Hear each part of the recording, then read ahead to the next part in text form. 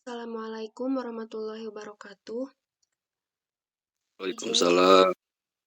di sini kami akan mempresentasikan tugas dari mata kuliah Sistem Pendukung Keputusan dengan materi perhitungan menggunakan metode SAW.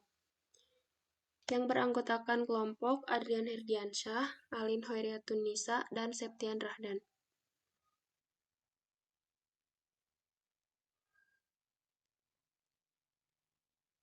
SAW yaitu Simple Additive Weighting. SAW adalah salah satu metode dari SPK atau Sistem Pendukung Keputusan. Beberapa langkahnya yaitu 1. Menentukan kriteria, 2. Menentukan variabel kriteria, 3. Melakukan perhitungan, dan 4. Kesimpulan. Studi kasus. Sebagai contoh studi kasus, pada studi kasus ini kita akan menentukan tempat bimbingan belajar bagi pelajar SMA. Adapun kriteria yang akan digunakan adalah sebagai berikut. C1 sama dengan biaya, yaitu seberapa banyak biaya untuk bimbel.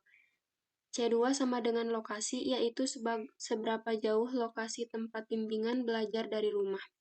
C3 sama dengan fasilitas, yaitu seberapa lengkap fasilitas tempat bimbingan belajar. C4 sama dengan kualitas pengajar, yaitu dilihat dari gelar akademik para pengajar di tempat bimbel. Dari masing-masing kriteria tersebut akan dibuat variabel-variabelnya, di mana dari setiap variabel akan diberi sebuah nilai bobot dalam bentuk angka. Angka-angka ini bebas mau ditentukan, misal range dari 1 sampai 5 atau 1 sampai 100, atau juga 0 sampai 1.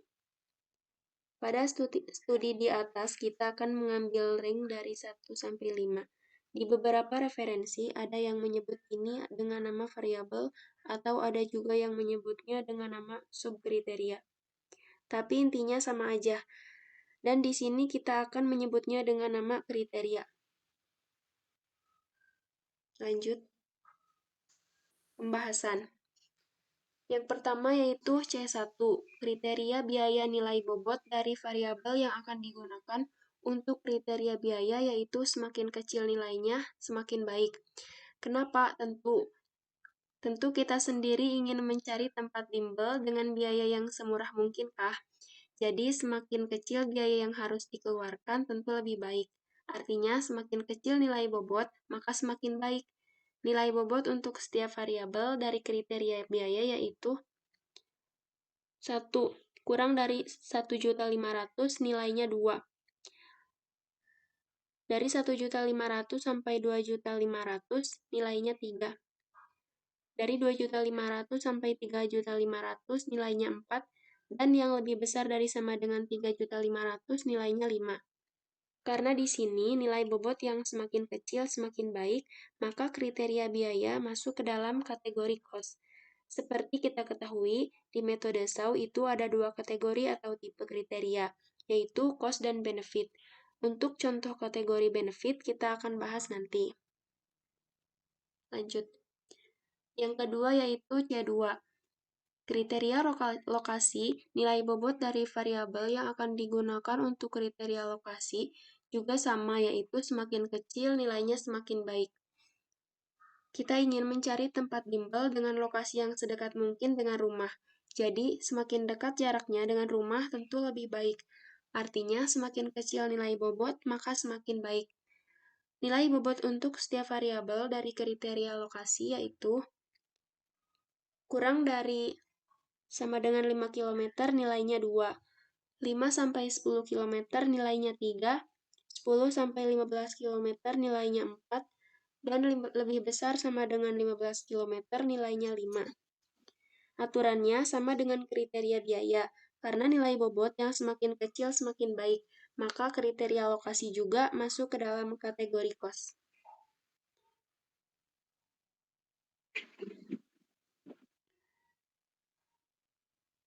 Selanjutnya C3.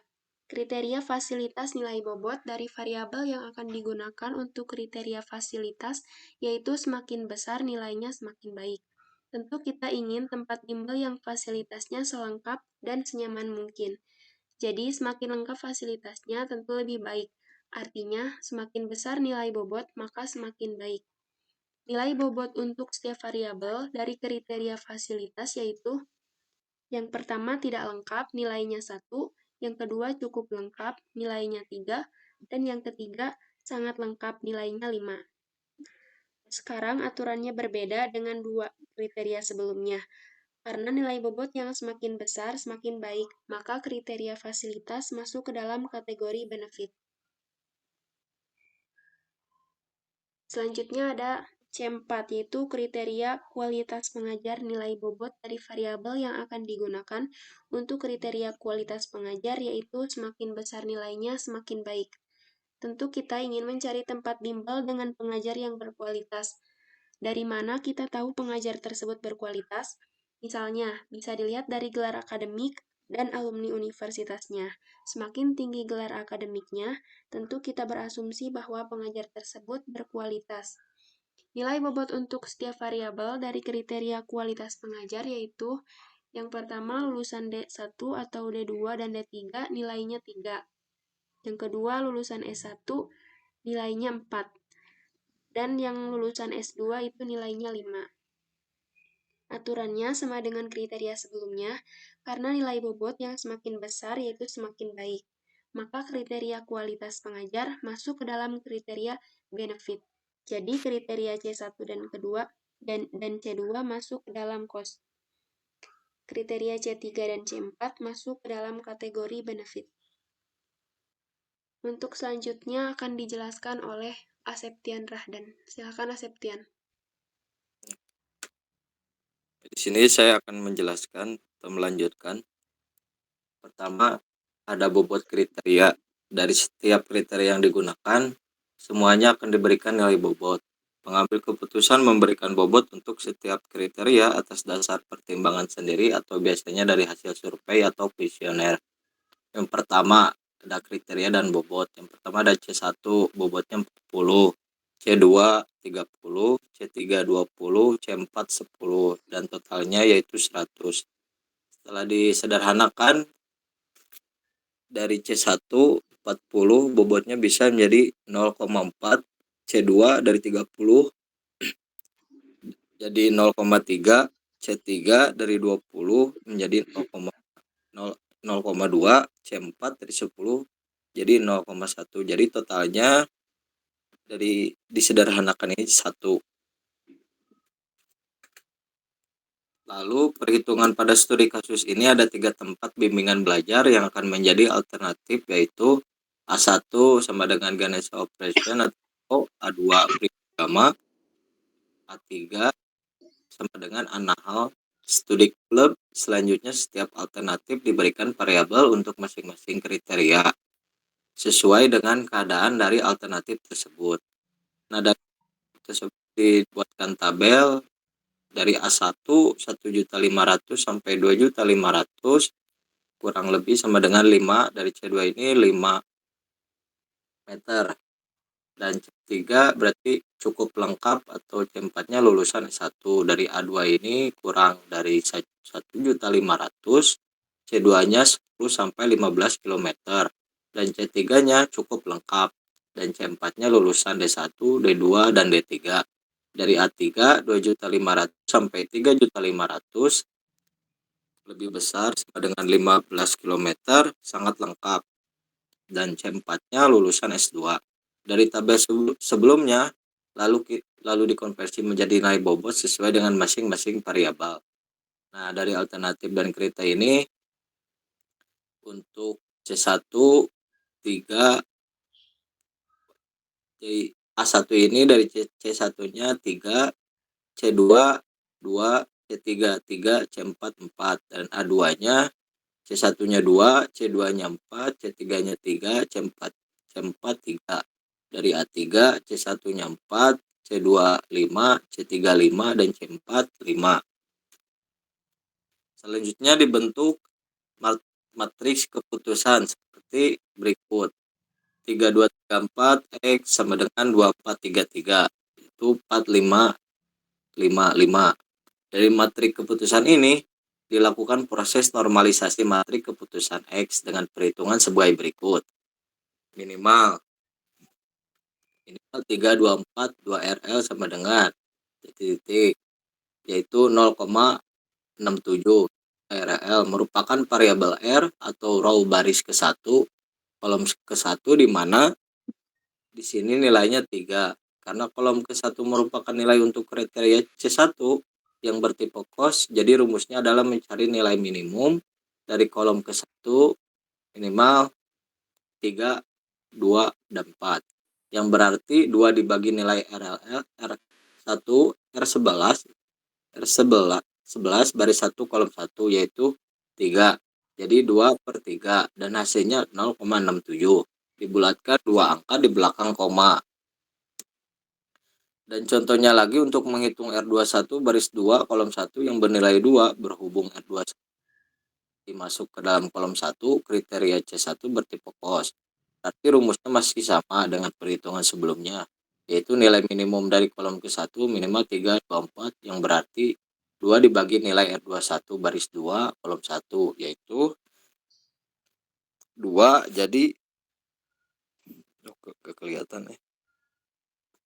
Dan 2 jadi 2/2 dan hasilnya 0,6. Jadi dari matriks ini hasilnya 3,35. Nah, di sini ada perhitungan seperti tadi dilakukan untuk semua nilai yang ada pada matriks dari keputusan X. Nah, seperti berikut dari gambarnya. Nah, dari hasil tersebut kemudian diperoleh matriks normalisasi R berikut hasilnya yaitu 0,67, 1, 0,6, 0,8, 1, 0,5, 0,6, 0,6, 0,5, 0,4, 1, 1. Nah, di sini kesimpulannya yaitu A1 sama dengan 0,4 dikali 0,67 plus 0,3 dikali 1 plus 0,2 dikali 0,6 plus 0,1 kali 0,8 yaitu hasilnya 0,768. Dan A2 0,4 dikali 1 plus 0,3 dikali 0,5 ditambah 0,2 dikali 0,6 tambah 0,1 dikali 0,6 yaitu hasilnya 0,73. Dari A3 0,4 dikali 0,5 ditambah 0,3 dikali 0,4 ditambah 0,2 dikali 1 ditambah 0,1 dikali 0,1 sama dengan 0,62. Dari hasil perhitungan A1 mempunyai nilai terbesar, maka alternatif A1 yaitu Ganesha Operation atau GO yang direkomendasikan untuk dipilih sebagai tempat bimbingan belajar. Nah, berdasarkan perhitungan di atas, maka untuk memilih tempat bimbingan yang bagus adalah Ganesha Operation atau GO. Nah, di sini akan dilanjutkan oleh Adrian tentu dari teknik dari metode SAW-nya. Silakan Kang Adrian. Terima kasih, Septian. Ya, Di sama-sama. sini saya akan menjelaskan salah satu contoh cara perhitungan alternatif produk dengan terbaik menggunakan metode SAW. Di sini ada daftar handphone dan juga bobot yang sudah ditentukan berdasarkan hasil survei. Untuk bobotnya yang dicontoh ada C1, C2, C3 ini ada di kolom C5 sampai G10. Untuk totalnya ini ada 100% di kolom H5. Untuk kriterianya dari A1 yang dicontoh tadi di materi ada A1, A2, A3, ini ada di kolom C7 sampai G10. Untuk bobotnya sendiri ada di kolom C11 sampai G11. Untuk perhitungannya kita ada dimulai dari C12 di mana yang C12 itu kolom C7 dibagi maksimal dan rata-rata dengan dari C7 sampai C10 menghasilkan angka 1 dan seterusnya. Begitu juga untuk kolom D, untuk bobot kualitas di kolom D12 itu menggunakan rumus D7 dibagi D7, minimal D7 sampai D10, dan maksimal D7 sampai 10, begitu pun seterusnya. Dan selanjutnya dengan kolom yang lainnya juga. Untuk hasilnya ada di kolom J dengan hasil terbaik adalah Galaxy dengan poin 0,8.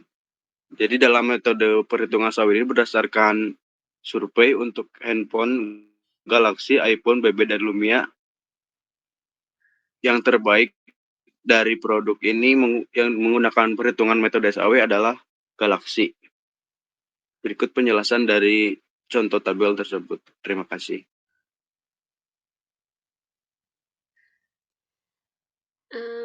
Sekian dari kelompok kami untuk presentasinya. Kurang lebihnya mohon maaf. Wassalamualaikum warahmatullahi wabarakatuh.